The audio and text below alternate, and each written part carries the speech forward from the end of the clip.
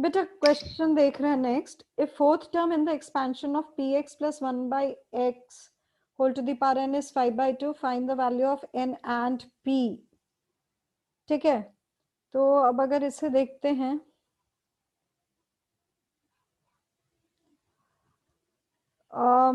अगर इस चीज को देखा जाए तो p x plus 1/x whole to the power n।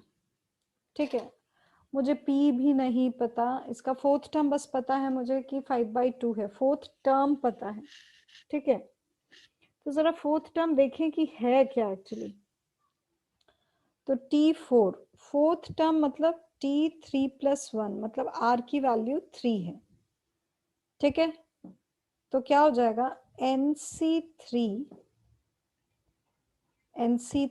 Into px to the power n-3 into 1/x की पावर 3। ये गिवन है कि दिस इज 5/2। तो nc3 तो ठीक है, ऐसे ही रहने दो।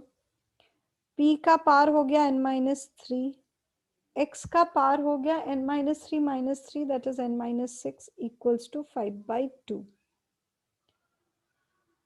बेटा अगर मैं एक चीज देखूं तो फोर्थ टर्म अगर मुझे ये 5/2 सिर्फ दिया है, इसका मतलब है कि वो इंडिपेंडेंट ऑफ x है। फोर्थ टर्म अगर मुझे पूरा टर्म की वैल्यू 5/2 दे रखी है, इसका मतलब वो इंडिपेंडेंट ऑफ x है, x का कोई टर्म ही नहीं आ रहा।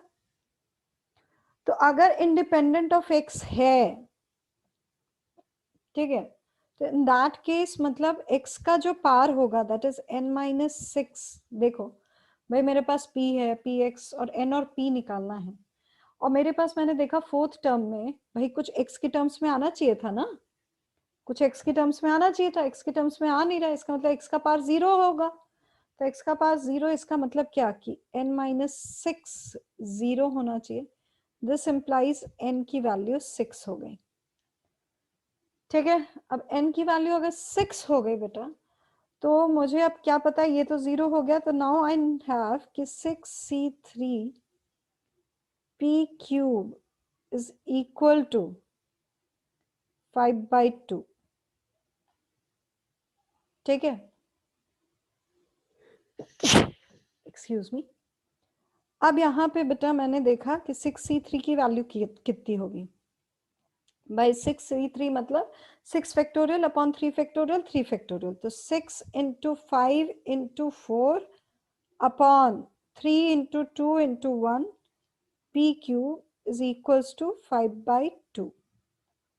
ठीक है, ये 5 कैंसिल हो गया, ये 2 कैंसिल हो गया, ये 3 और ये 2 आ गया।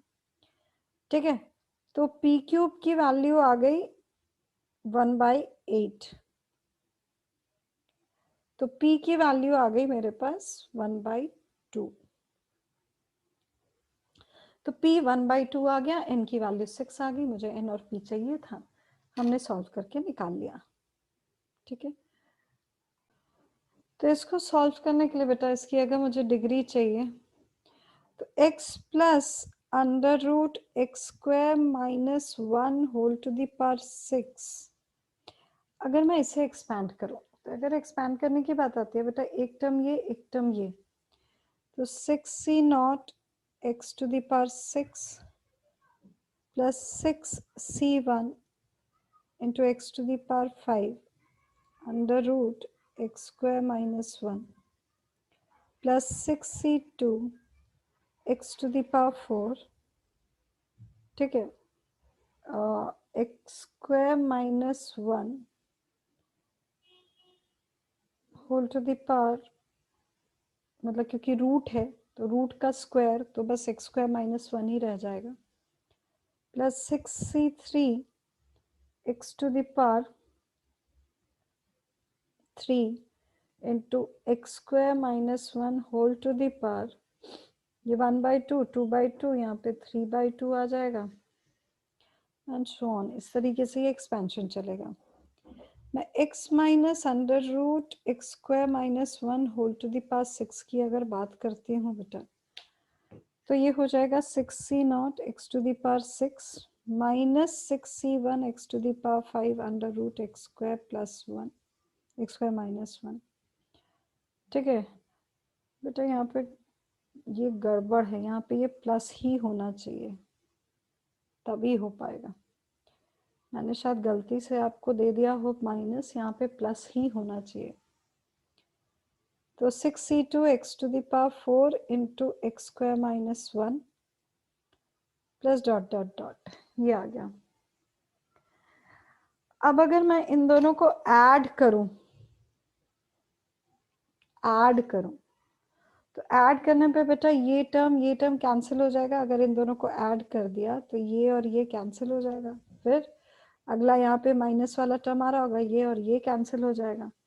तो यहाँ से क्या आ जाएगा कि x plus under root x square minus 1 to the power 6 plus x minus under root x square minus 1 to the power 6 is equals to 2 times 6c0 x to the power 6 plus 6c2 x to the power 4 into x square minus 1।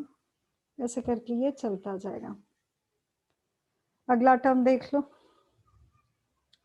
अगला term आएगा 6c4, लिख ही दो 6c4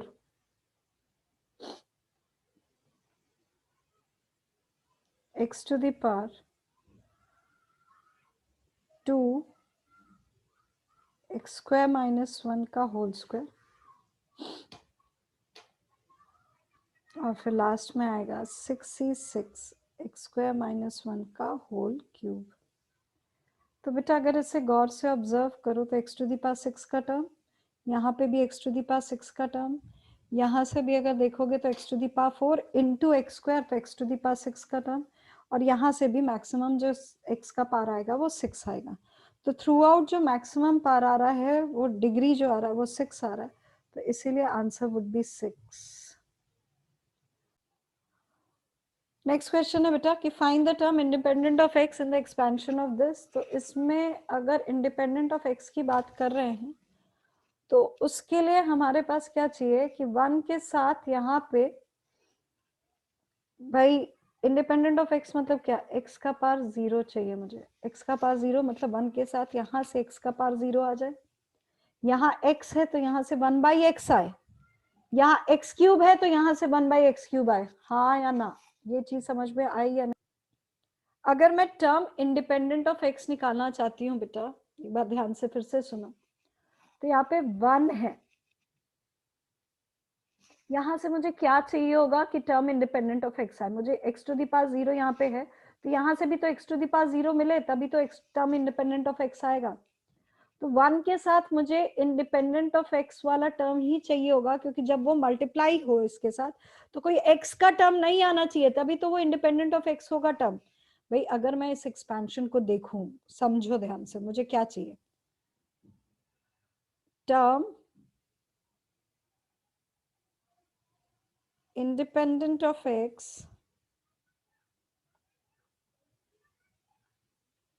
in this into this, this into this, this into this, मतलब 1 के साथ multiply किया तो 3/2 x square minus 1/3 x whole to the power 9 plus x into 3/2 x square minus 1/3 x whole to the power 9 plus x cube into 3/2 x square minus 1/3 x whole to the power 9। ये है बेटा term independent of x in this मुझे चाहिए। आप ही सोच के देखो, अगर मुझे इस पूरे में टर्म इंडिपेंडेंट ऑफ एक्स चाहिए तो मैं इसमें टर्म इंडिपेंडेंट ऑफ एक्स निकालूं, इसमें निकालूं और इसमें निकालूं, यही तो करूंगी।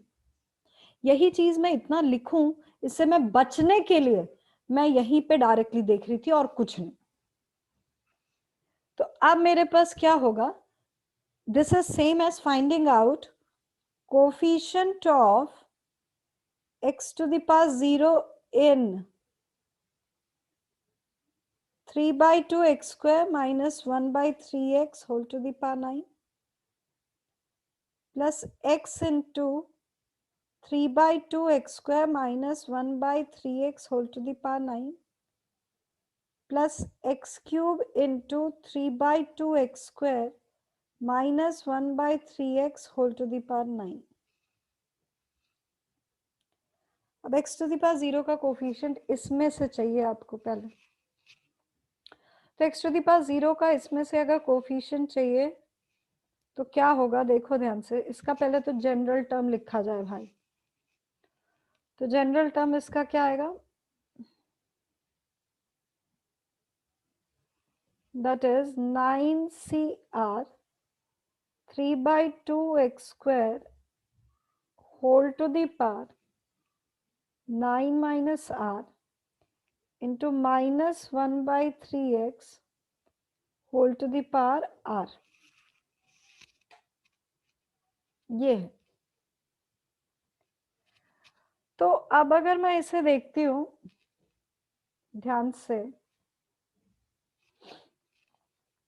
तो भाई मुझे इसको सिंप्लीफाई करना पड़ेगा थोड़ा सा। 9CR यहाँ से 3/2 का पार 9 माइनस आर, यहाँ पे x का पार 18 माइनस 2r, और यहाँ से आ गया माइनस आर, तो 18 माइनस 3r हो गया, minus 1/3 to the power r हो गया। ठीक है, ये जनरल टर्म आ गया। अब मुझे x का पावर 0 चाहिए, तो 18 माइनस 3r 0 होना चाहिए पहले वाले के लिए, पहले वाले के लिए 18 माइनस 3r 0 होना चाहिए। ठीक है, तो 18 माइनस 3r 0, तो r की वैल्यू कितनी आ गई मेरे पास 6। तो इतने में मेरे पास अब r की वैल्यू 6 डाल दो इसमें, तो 9C6 3/2 to the power 3 minus 1/3 का पावर 3 नहीं सॉरी 6, क्योंकि r है ना पावर, तो 6 हो गया। तो इससे तो इंडिपेंडेंट ऑफ x वाला टर्म ये मिला मुझे, इसमें x का पावर कुछ आना ही नहीं है, तो इंडिपेंडेंट ऑफ x। ठीक है, अगला देखते हैं। यहाँ पे ऑलरेडी एक x है, ऑलरेडी एक x है। अब अंदर से मुझे क्या चाहिए होगा, 1/x। अंदर से मुझे क्या चाहिए होगा, तो यहाँ पे अब अंदर से 1/x चाहिए, ऑलरेडी एक x है और इधर 1 है इसका कोफिशिएंट, तो ठीक है। और इसके साथ मुझे x 1/x मतलब जो पार है x का वो -1 चाहिए।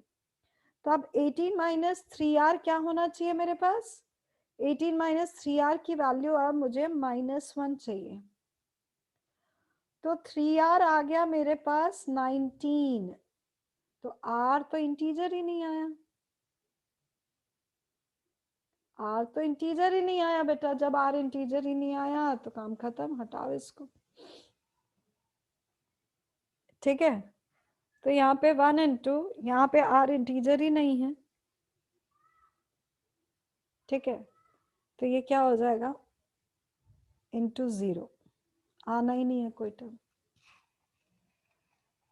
अब एक्स क्यूब की बात करता है, ये एक्स क्यूब है और ये है मेरे पास पावर 9 है। ठीक है, तो x cube and this whole to the power 9 है, तो इसके लिए हम क्या करेंगे, ध्यान से देखो।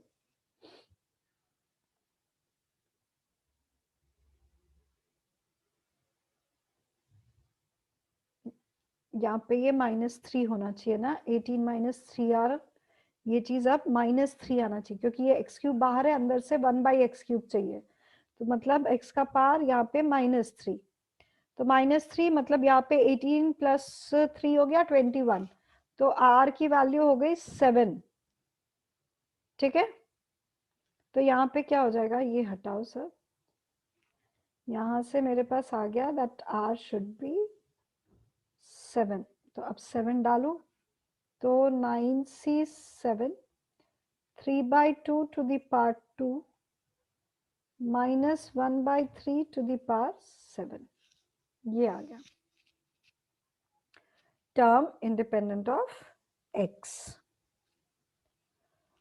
तो यहाँ पे ये पूरा इसको जब जो भी सिंप्लीफाई कर लो आप, जो सिंप्लीफाई करके आंसर आएगा बेटा वही आपका रिक्वायर्ड आंसर हो जाएगा। ठीक है, तो सिंप्लीफाई कर सकते हो खुद से आई थिंक। खुद से कर लेना इसको सिंप्लीफाई। बेटा ये दिया है कि fourth term in this expansion is 200। Fourth term मतलब यहाँ पे 6 है ना, तो r की वैल्यू 3। फोर्थ टर्म मतलब r3, तो 6c3, ठीक है। अच्छा, अब रूट एक्स 1/this, तो actually x to the power half है, तो मतलब इसको लिखूं तो x का power 1/2 into log x plus 2, ठीक है। इस पूरे का पार, इस पूरे का पार 6 - 3, भाई होल टू द पावर 6 - 3 होगा तो मल्टीप्लाई ही तो हो जाएगा, इनटू x का power 1/12 whole to the power 3 is equal to 200, ये दिया हुआ है। अच्छा, अब इन्होंने कहा है कि x की वैल्यू निकालनी है मुझे, तो अब यहाँ पे x की वैल्यू निकालनी है, तो बेटा आप ये नहीं मानोगे कि this is independent of x, ठीक है, क्योंकि वो तो x का कोई पर्टिकुलर वैल्यू के लिए वो 200 आ रहा है, ठीक है। तो अब यहाँ पे 6c3 is actually 6 into 5 into 4 upon 3 factorial, तो that is 3 into 2 into 1। x के पार में, ठीक है, ये 3/2 log x प्लस 1 है, और यहाँ पे x का पार 3/12, तो दैट इज 1/4 है, तो यहाँ पे प्लस 1/4 कर दिया जाए इसको, इज इक्वल टू 200 हो गया। तो बेटा अब इसको देखा जाए तो 6 इंटू 5 30 इंटू 4 मेरे पास, तो यहाँ पे अगर मैं थोड़ा सा सिंप्लीफाई करूँ तो ये 20 हो गया बेटा, तो यहाँ पे ये 20 से डिवाइड हो गया, इसको हटा दूँ तो 10 बचेगा, ठीक है। और यहाँ पे ये 6/3 है और नीचे भी ये है, तो ये कैंसिल हो गया, तो ये बचा। अब गौर से एक चीज ऑब्जर्व करो बेटा, नीचे भी x ऊपर भी x, जब भी ऐसा होता है नीचे भी x ऊपर भी x, अगर जब भी ऐसा होगा, whenever you get this कि नीचे भी x ऊपर भी x, तो in that case क्या करोगे, taking logarithm both the sides, जब भी नीचे और ऊपर दिखे, तो इसमें आ जाएगा 3/2 log of x plus 1 plus 1/4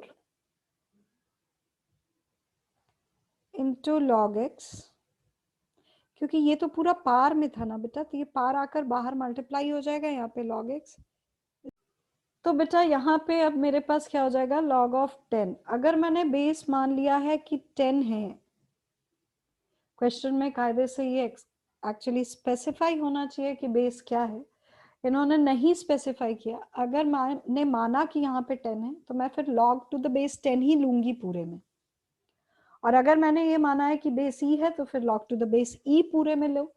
वो तो डिपेंड करेगा कि यहाँ पे जो लॉग दिया उसका बेस हम क्या दिया गया है, और चिंता ना करो, जब भी आईआईटी या मेंस ये सब में आता है, वो क्लियरली स्पेसिफाई करते हैं कि उनको बेस क्या चाहिए, इसलिए आप उसकी टेंशन बिल्कुल ना ले।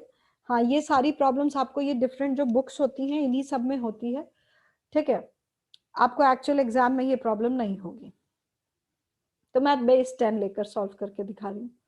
तो बेटा ये चीज तो हो गई 1, ठीक है, और log of x to the base 10 की को ले लेते हैं t, बस हो गया काम। तो 3t/2 into t plus 1 plus t/4 is equal to 1, ये आ गया, ठीक है। So this implies 12t plus 2 into t plus 1 is equal to 8 into t plus 1. So this implies सब में से 2 हटा दिया तो 6t plus t square plus t equals to 4t plus 4.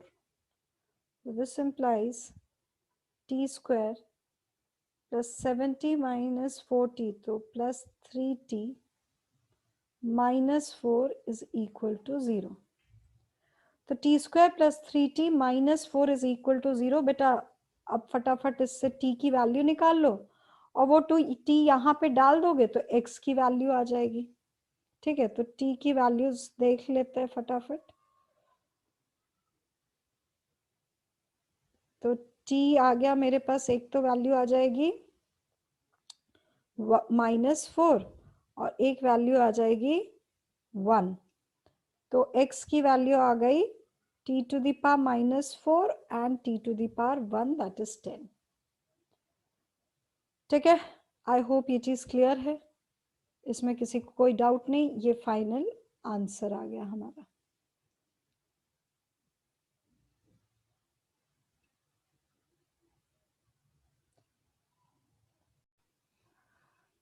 बेटा ये क्वेश्चन कर रहे हैं, इसमें मुझे दिया है if second, third and fourth term of the expansion a plus b whole to the power n are 240, 720 and 1080 respectively find the values of a, b and n। तो मुझे अब सेकंड टर्म दिया है, थर्ड टर्म दिया है, fourth term दिया है, और मुझे 3 इक्वेशंस मुझे बनेंगी, और यहाँ पे a, b, n 3 अननोन है, हम सॉल्व कर लेंगे। तो भाई देखते हैं पहले इक्वेशंस क्या बनती है। सेकंड टर्म दे रखा है, इसका मतलब है r की वैल्यू 1, तो nc1 a to the power n minus 1 into b, this is actually equal to 240.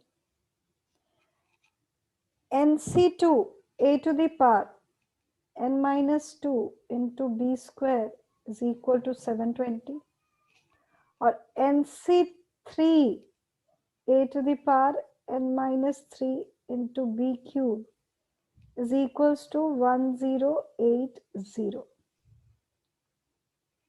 ये है।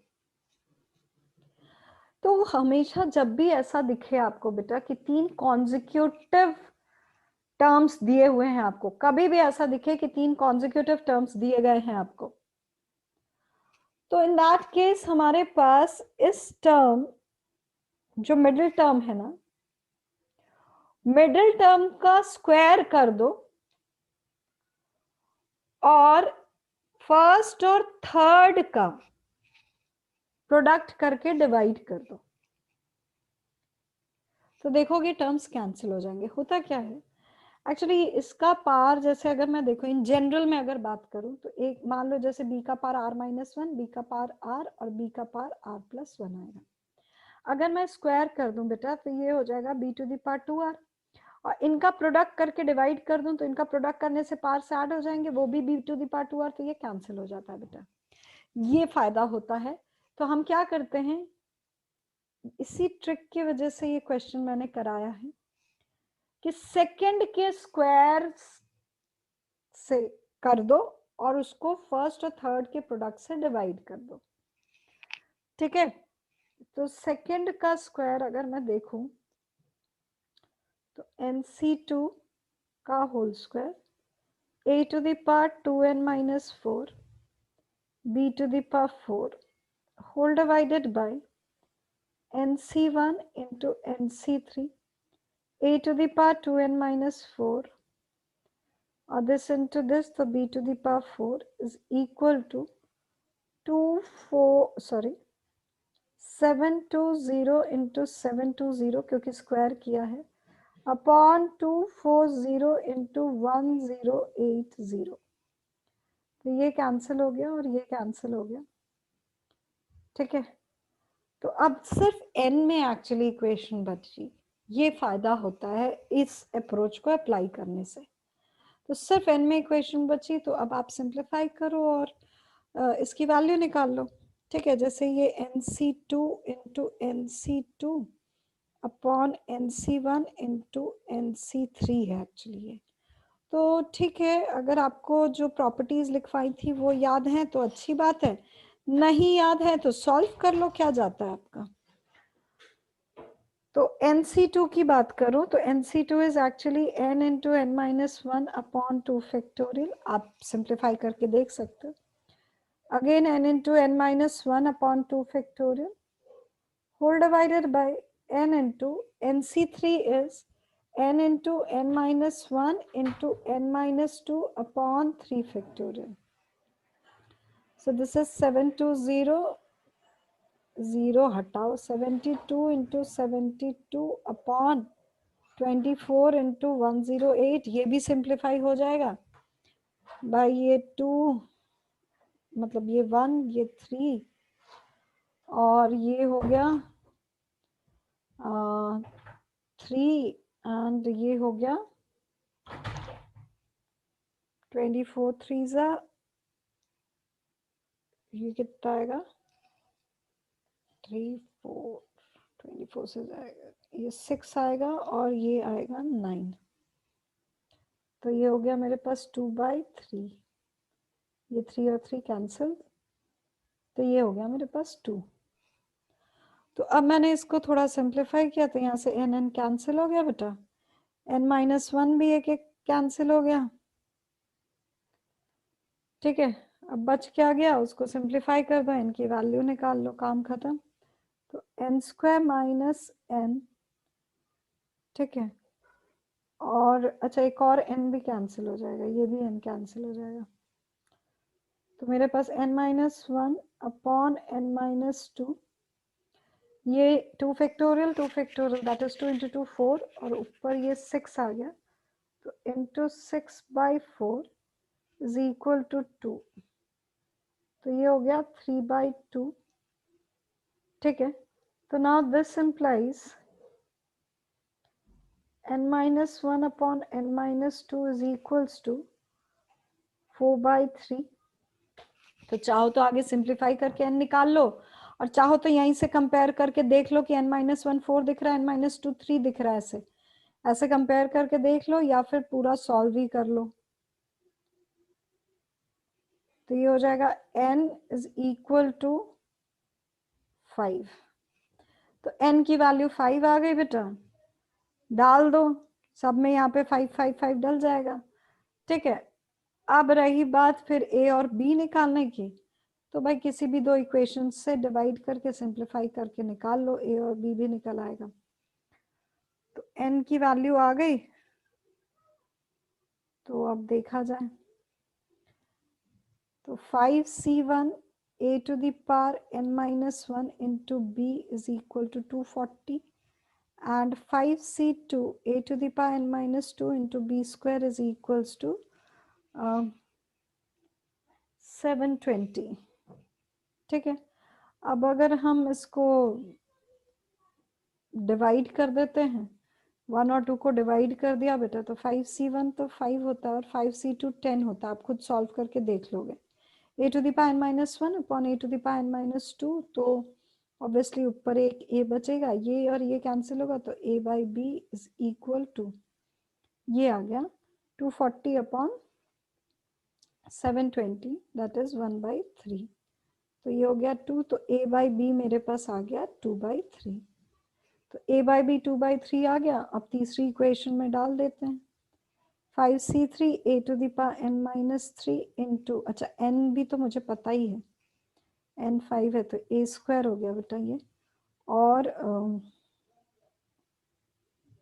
b cube is equals to 1080, ठीक है। तो 5c3 एक्चुअली 10 होता है, और यहाँ पे अब मैं वैल्यू डाल दूँ तो a की वैल्यू 2b/3 है, तो 2b/3 का whole square into b cube is equals to 108।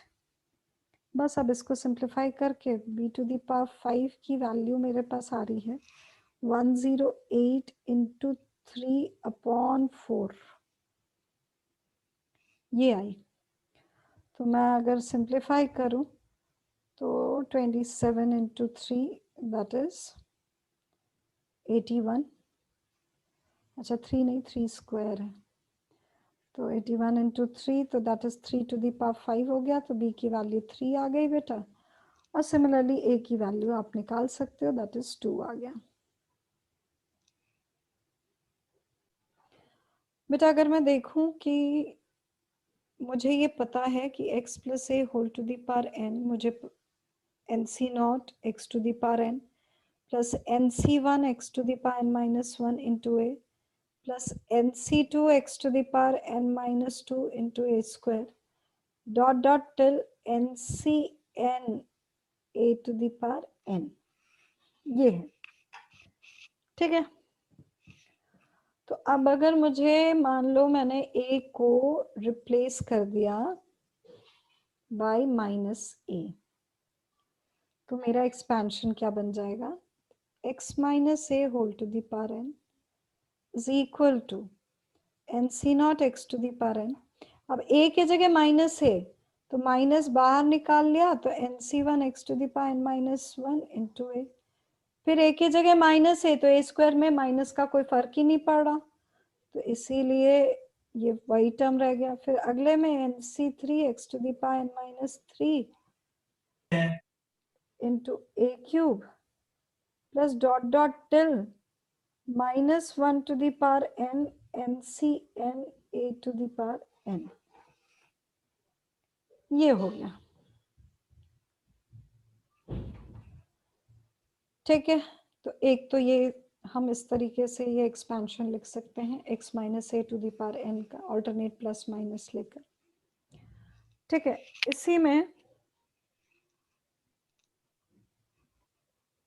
इसी में अगर मैं क्या करूं कि मैं x को रिप्लेस कर दूं बाय 1 एंड a को रिप्लेस करूं बाय x को बाय 1 और a को बाय x, तो ये बन जाएगा 1 plus x to the power n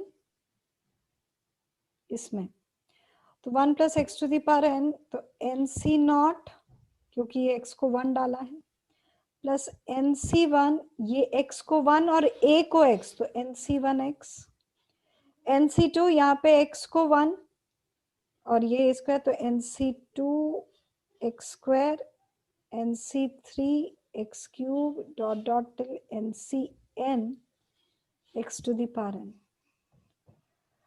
तो बेटा इस एक्सपेंशन में एक बड़ी खासियत है, ये आगे बहुत यूज होगा इसलिए ये खासियत आपको यहीं दिखा रही हूँ।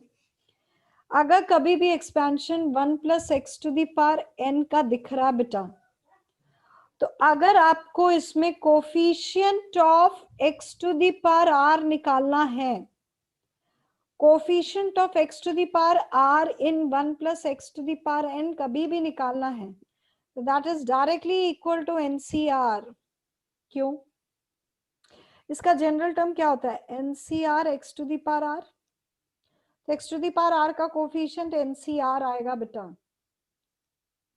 देखो x का पावर 1 तो NC1, पावर 2 तो NC2, पावर 3 तो NC3, पावर n तो NCn, तो coefficient of x to the power r in 1 plus x to the power n is NCR। ये रिजल्ट बड़ा काम आता है बेटा, ये याद रख लो, तो कई बार आपको बार बार जनरल टर्म लिखने की जरूरत नहीं पड़ेगी जब भी इस तरह का एक्सपेंशन आएगा तो,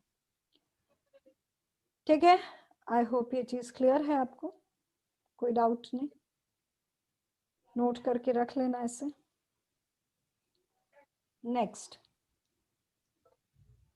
इसी में x के जगह 1 एंड a के जगह मैंने माइनस एक्स डाला, तो 1 minus x to the power n is equals to nc not, अब माइनस एक्स डाल दिया है तो minus nc1x plus nc2x square minus nc3x cube plus dot dot dot till minus 1 to the power n ncn x to the power n।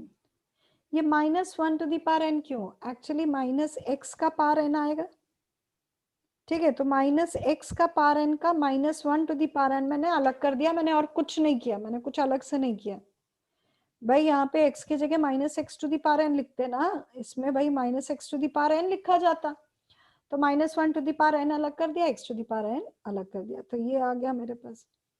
इसका अगर मैं general term देखूं तो इसका जनरल टर्म क्या होगा, r प्लस 1th टर्म देखो, यहाँ पे nc0,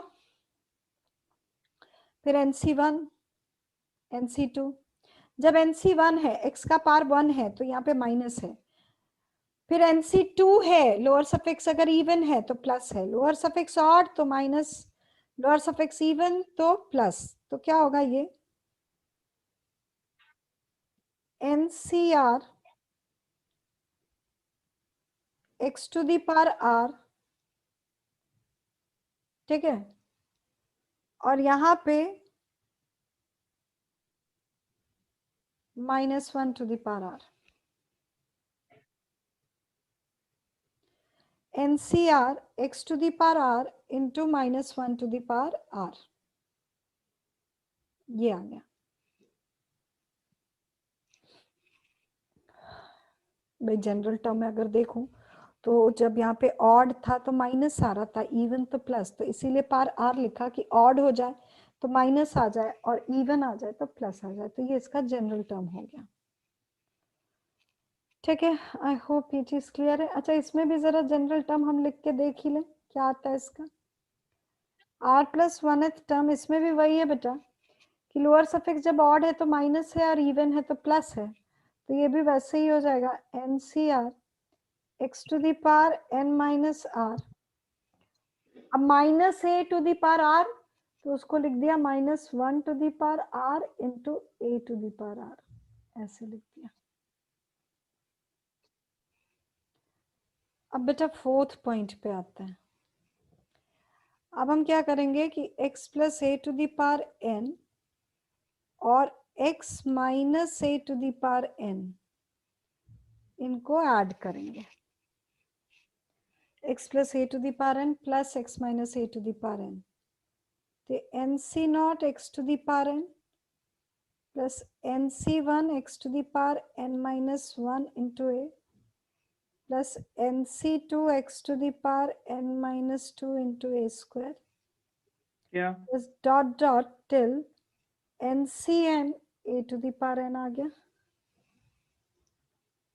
plus NC not x to the power n minus NC1 x to the power n minus 1 into a plus NC2 x to the power n minus 2 into a square, ठीक है, minus NC3 x to the power n minus 3 into a cube dot dot till, यहाँ पे आ जाएगा -1 to the power n NCn a to the power n। अब अगर इसे गौर से देखा जाए बेटा, बहुत ध्यान से देखो, तो बेटा ये टर्म्स कैंसिल हो जाएंगे, इसके बाद भी जो आएगा ये भी, सिर्फ लोअर सफिक्स इवन वाले टर्म्स बचेंगे। अच्छा, अब इधर भी लास्ट टर्म क्या बचेगा वो डिपेंड करता है कि मेरा n कैसा है, ठीक है, लास्ट टर्म क्या बचेगा वो डिपेंड करता है कि मेरा n कैसा है। 2 into NC not x to the power n plus NC2 x to the power n minus 2 into a square plus NC4 x to the power n minus 4 a to the power 4 plus dot dot dot. अब last term की अगर मैं बात करूं तो last term तो depend करता है बेटा कि क्या होगा, ऑड होगा या इवन होगा। अगर n इज इवन,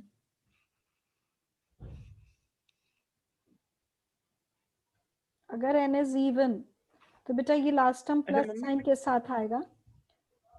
अगर n इज इवन, बेटा n इज इवन, अगर n इवन हो रहा है मेरे पास, तो मेरे पास लास्ट टर्म क्या आएगा, 2 into NC not x to the power n plus NC2 x to the power n minus 2 a square dot dot till NCn a to the power n अगर even है तो, ठीक है। अब अगर n ऑड है तो मेरे पास क्या आएगा, दैट इज NC नॉट, अब ऑड है तो NC not x to the power n plus NC2 x to the power n minus 2 का into a square dot dot till. अब बेटा ये माइनस साइन के साथ आएगा तो ये कैंसिल हो जाएगा, n ऑड है तो जस्ट इसके पहले वाला टर्म बच रहा होगा, तो NC n minus 1 into x a to the power n minus 1, ये बचेगा बेटा, जस्ट पहले वाला।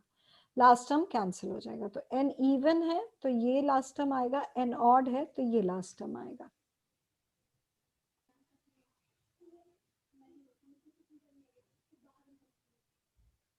x plus a whole to the power n minus x minus a whole to the power n, this is actually equal to, अब ये बेटा बस यहाँ पे ये बीच में प्लस हुआ था, अब ये सब्ट्रैक्ट हो जाएगा, ठीक है। तो ये क्या है, N C not x to the power n प्लस N C one x to the power n minus 1 into a, N C two x to the power n minus 2 into a square, plus dot dot till ncn a to the power n minus nc naught x to the power n minus nc1 x to the power n minus 1 into a, nc2 x to the power n minus 2 into a square and dot dot dot this।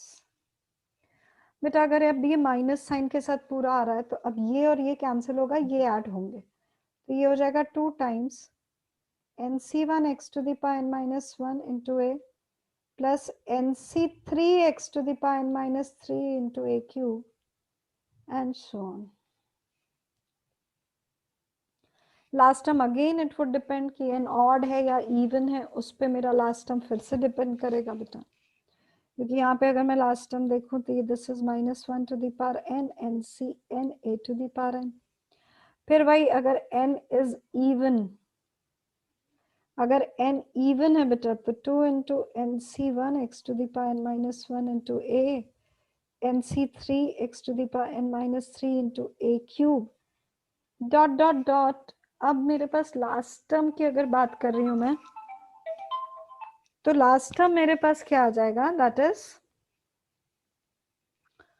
भाई अगर n even हुआ तो यहाँ पे plus आएगा, बाहर के minus की वजह से ये माइनस हो जाएगा, तो ये और ये कैंसिल हो जाएंगे, ठीक है, ये टर्म और ये टर्म कैंसिल हो जाएगा, तो लास्ट में मेरे पास बचेगा N C N minus 1 x into A to the power n minus 1, N जब इवन होगा, और जब n ऑड होगा तो this is N C one x to the power n minus 1 into a, N C three x to the power n minus 3 a cube dot dot dot dot N C N minus 1 sorry N C N a to the power n जब n odd होगा, क्यों, क्योंकि जब n odd होगा तो यहाँ minus आएगा, minus आने से ये माइनस माइनस प्लस हो जाएगा, तो ये दो टर्म्स ऐड हो जाएंगे,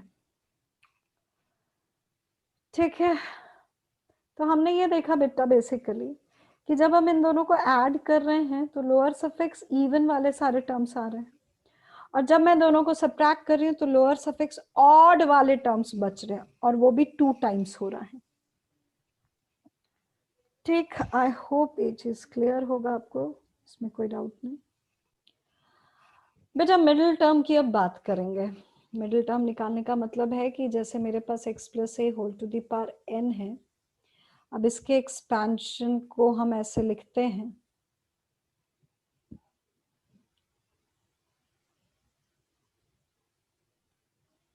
इन शॉर्ट अगर मैं इसको लिखना चाहूँ तो I would write it as summation r equals to 0 to n ncr x to the power n minus r into a to the power r,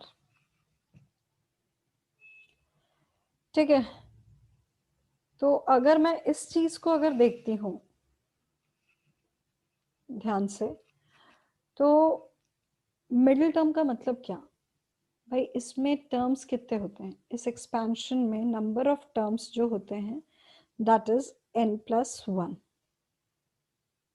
number of terms n plus 1, ठीक है। तो अगर सपोज मेरे पास 10 terms होते हैं बेटा, अगर 10 terms होते हैं सपोज, जस्ट एक्सप्लेन करने के लिए, तो 10 टर्म्स में मेरे मिडिल टर्म्स कौन कौन से होते हैं, 5th and 6th terms, 2 middle term होते हैं 5th एंड 6th। अगर वहीं पे 11 टर्म्स है मेरे पास, तो सिर्फ मेरा 6th टर्म मिडिल टर्म होता है। तो मतलब है कि अगर नंबर ऑफ टर्म्स मेरे पास इवन आते हैं बेटा, तो मेरे पास 2 मिडिल टर्म आते हैं, और अगर नंबर ऑफ टर्म्स मेरे पास ऑड होते हैं तो इन दैट केस एक ही मिडिल टर्म, मतलब मिडिल टर्म, बीच वाला टर्म, और कुछ नहीं, ठीक है। तो ऑड होता है तो इन दैट केस एक ही आता है, पहली चीज तो ये क्लियर करो, ठीक है। तो अब अगर मैं देखूं कि n+1 केस 1 लेते हैं is odd, actually it means कि n is even। ध्यान ये रखना, लोग बहुत गलती करते हैं इसमें। n+1 is odd तो n is even बेटा, मतलब यही जो पावर है इवन रहा होगा तभी n+1 number of terms odd आए हैं।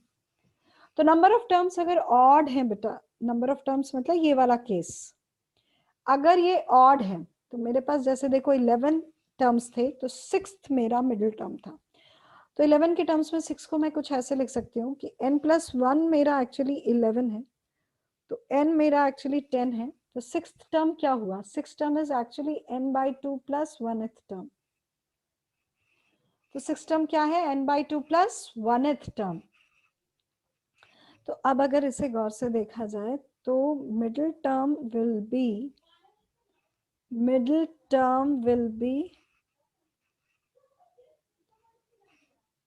n/2 plus 1th term. This is my middle term, ठीक है। तो मिडिल टर्म इज n/2, अच्छा ऐसे लिख लूं, n/2 plus 1th term. Symbol में क्या लिखूंगी कि that is t n/2 plus 1।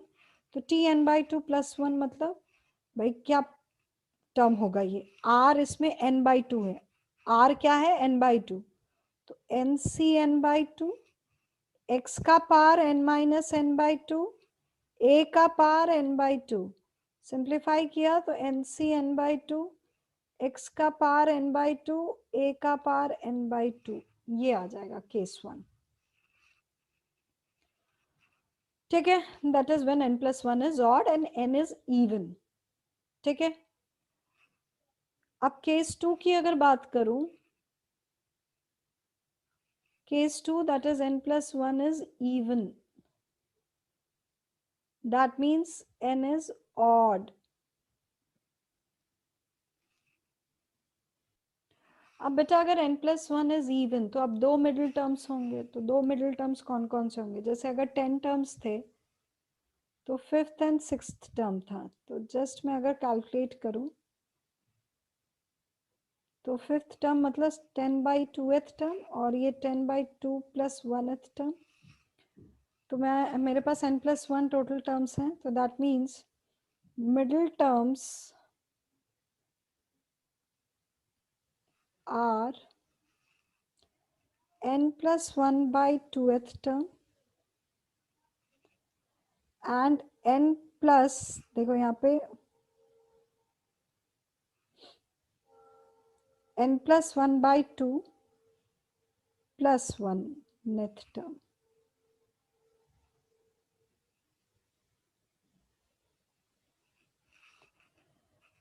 ये ठीक। तो अब अगर इससे देखा जाए तो पोजिशन, अब ये टर्म लिखा जाए तो n+1/2 this is equals to, हमारे पास क्या आ जाएगा, दैट इज nc। अब बेटा r क्या है यहाँ पे, ये तो r+1 है ना, ये तो r+1 है, r+1 है मेरे पास n+1/2, तो r क्या हो जाएगा, n+1/2 -1, तो n-1/2, तो n-1/2, ठीक है। x का पार क्या आ जाएगा भाई, x का पार आ जाएगा n-1/2, a का पार आ जाएगा n-1/2, ठीक है। फिर n+3/2th टर्म, ये चीज, तो इसके लिए तो r मेरा पास n+1/2 हो जाएगा, x का पार n-n+1/2, a का पार n+1/2, ये आ गया। चाहो तो इसको थोड़ा सिंप्लीफाई कर लो, तो nc n-1/2 x to the power, यहाँ पे ये n+1/2 हो जाएगा और a to the power n-1/2, और सिमिलरली यहाँ पे अगर देखो इसको सिंप्लीफाई कर लूँ तो N C N plus 1/2 x to the power n minus 1/2 a to the power n plus 1/2। तो ये आ गया मेरे पास मिडिल टर्म। तो बेटा अब आप बोलोगे मैम इतना सब याद रखना पड़ेगा? नहीं बेटा, कुछ भी याद नहीं रखना, आपको बस ये ध्यान रखना कि मिडिल टर्म क्या होगा, ये, और इसके पहले वाले में ये याद रखना होगा, बस, और कुछ याद नहीं रखना आपको, ठीक है? क्योंकि ये तो आपको पता ही है। अगर मैं आपसे 8th टर्म लिखने बोलूं तो लिख नहीं लोगे क्या? बस ये वैल्यू याद होनी चाहिए कि ऑड होने पे n/2 + 1। अच्छा, ऑड क्या? n + 1 ऑड की बात कर रही हूँ, n इवन तो n + 1 ऑड। तो ये प्लीज रिमेंबर दिस, ये गलती मत करना, बार बार कह रही हूं। सिमिलरली इसमें n + 1 इज इवन, तो यहाँ पे 2 मिडिल टर्म्स आ रहे हैं, n इज ऑड एक्चुअली, ठीक है? सबको क्लियर? तो अब एक बेटा let's do some questions on middle term. तो find middle term in the expansion of 1 minus x square by 5 whole to the power 16। तो देखा जाए, ये तो आंसर है बेटा, इसका सॉल्यूशन देखो।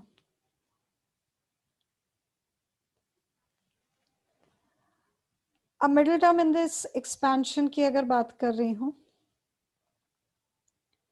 तो 16 मेरा पार है, n है, तो n + 1 मेरा 17 हो गया। तो n + 1 अगर 17 है मतलब odd number of terms, odd number of terms, ठीक है? तो अगर मेरे पास ये ऑड नंबर ऑफ टर्म्स हैं तो इस केस में मेरे पास क्या होगा, मेरा मिडिल टर्म क्या होता है? सिंपल सी चीज, अगर देखा जाए तो हमने अभी n, मेरे पास अगर 16 है तो मेरा middle term would be n/2 + 1th term, which is equal to 16/2 + 1th term, which is actually the 9th term। तो 9th term क्या होगा मेरे पास? 9th T9 is equal to 9 है तो 8 होगा, तो 16C8, R की वैल्यू 8 है, 1 का पार 16 minus 8 that is 8, minus x square by 5 का पार 8। तो on simplification it gives you 16C8 x to the power 16 upon 5 to the power 8। ये मेरा आंसर आ जाएगा। अब आपका ऑप्शन पे डिपेंड करता है कि कितना मैक्सिमम सिंप्लीफाई करना है आपको। अगर सिर्फ ऐसे ही ऑप्शन में दिया तो सिंप्लीफाई करने की आपको बिल्कुल भी जरूरत नहीं है। अगर आपको वैल्यू चाहिए होगी तो फिर आप इसको सिंप्लीफाई करोगे।